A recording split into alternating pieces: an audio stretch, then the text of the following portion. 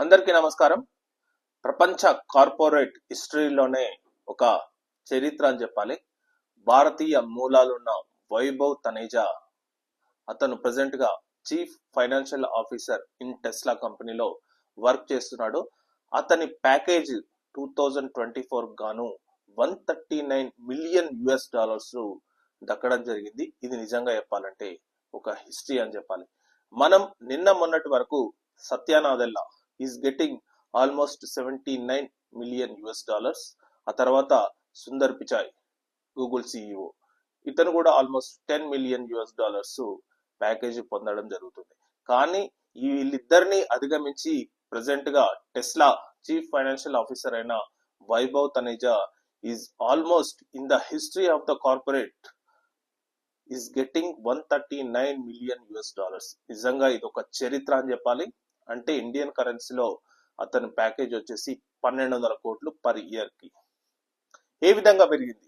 ఇంత సడన్ గా ఎందుకు హైక్ అయిపోయిందంటే మేజర్ గా టెస్లా షేర్ ప్రైస్ అనేది చాలా పెరిగింది. అంటే ఆల్మోస్ట్ ఇది ప్రెసెంట్ గా $375 ఉంది ప్రెసెంట్ గా. సో అందుకోసం అని చెప్పి అతని ప్యాకేజ్ కూడా పెరగడం జరిగింది.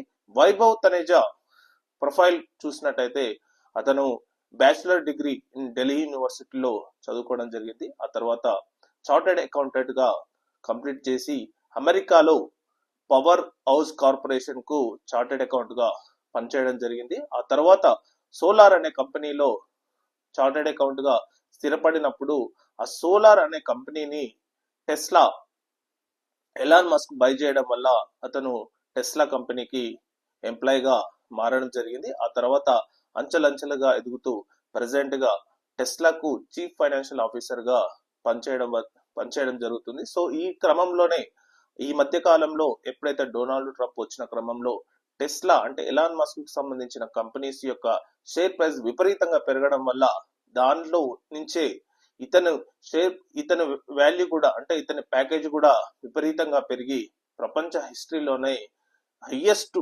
ప్యాకేజ్ ఆఫ్ ద డెకేడ్ అని అంటారు.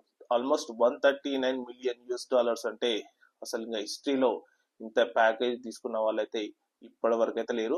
అతను నిజంగా భారతీయుడు కావడం నిజంగా ఒక గర్వకారణం అని చెప్పాలి. ఇప్పుడు ప్రెసెంట్ గా టాప్ 3లో అంటే ఒక సిఇఓ సత్య నాదెల్లా భారతీయుడే, గూగుల్ సిఇఓ సుందర్ పిచాయ్ భారతీయుడే, ఇప్పుడు వైభవ్ తనేజా కూడా భారతీయుడే. అంటే భారతీయులు అమెరికాలోని కార్పొరేట్ రంగంలో ఒక ఊపేస్తున్నారని అనడానికి ఎలాంటి సందేహం లేదు. Thank you.